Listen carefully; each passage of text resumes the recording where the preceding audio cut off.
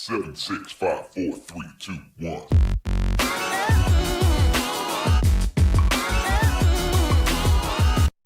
Venom, Let There Be Carnage is one of those films I was very curious about because I'm not a big fan of the first one. I recently watched it and it's okay. But the idea of seeing Venom and Carnage on the big screen is something I've always wanted as a kid. I'm a huge fan of Spider-Man and a lot of people don't think about that.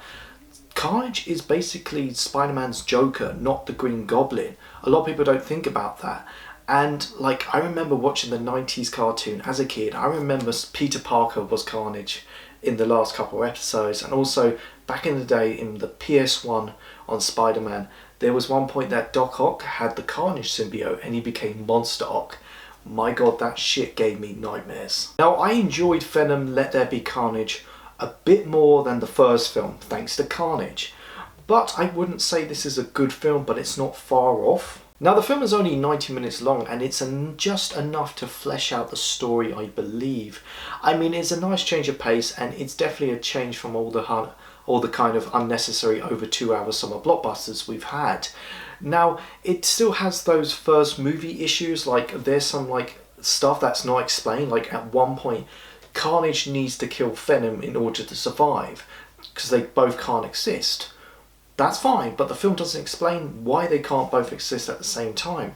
And the way the first film ended with Eddie accepting Venom and killing bad people for eating, and they are like the guardian of the city, somehow that's kind of thrown away, and like Eddie's blaming Venom for his mistakes, even though you could clearly tell in the first movie he made those mistakes before he met Venom. I mean, stuff like that.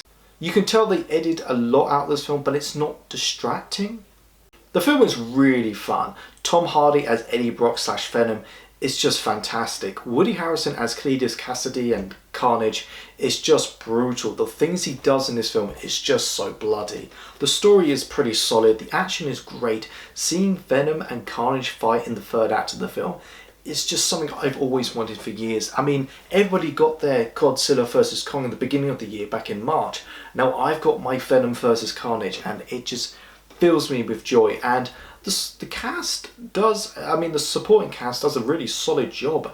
And the film does set up another symbiote character for future installments, which was nicely handled. The film does have a mid-credit scene and yes, it is Spider-Man. Ooh, I saw that coming a mile away. But it still gave me chills, but that doesn't mean, oh, Venom's in the MCU. Venom is only temporary in the MCU. So overall, Venom Let There Be Carnage still has the same issues from the first movie, but with the addition of Carnage, this makes me appreciate this film much more. So I'm going to give it a 6.8 out of 10. Once Spider-Man No Way Home comes out, I will be doing another rankings video with the Spider-Man movies and now the Venom movies. Thank you so much for watching this video, guys. Go like, share and subscribe. Let me know, what did you think of Venom Let There Be Carnage?